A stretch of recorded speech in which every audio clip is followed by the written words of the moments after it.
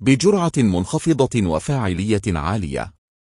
دراسة: مضاد حيوي جديد يحارب بكتيريا الأمعاء الخطيرة ويحافظ على البكتيريا النافعة.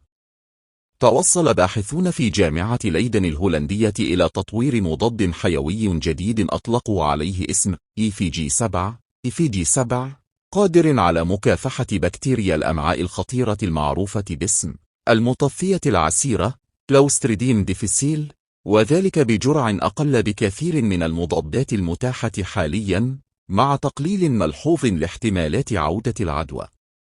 وفقاً لتقرير على موقع ميديكال إكسبرس، تعد بكتيريا المطفية العسيرة من البكتيريا المعوية المزمنة التي تسبب أمراضاً خطيرة، خصوصاً بين كبار السن وذوي المناعة الضعيفة، حيث تؤدي إلى إسهال شديد نتيجة السموم التي تفرزها.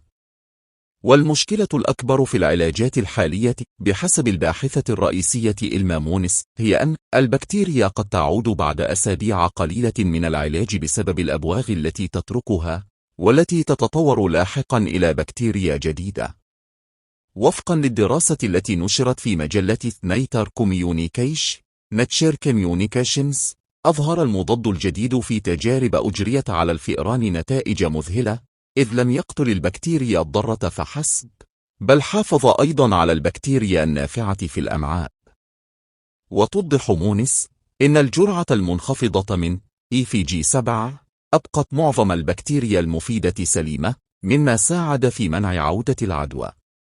كما أن المضاد يبدو أقل عرضة لإثارة مقاومة البكتيريا للمضادات الحيوية، على عكس ما قد يتوقعه البعض من استخدام جرعة منخفضة. ورغم النتائج الواعدة، تشير مونس إلى أن التحدي الأكبر يكمن في جذب التمويل اللازم لمواصلة الأبحاث، حيث تقول: شركات الأدوية تحقق أرباحا أقل من المضادات الحيوية مقارنة بأدوية مثل أدوية السرطان، لذا فإن الاهتمام محدود. ويتوقع أن تبدأ التجارب على البشر خلال بضع سنوات في حال توفر الدعم الكافي.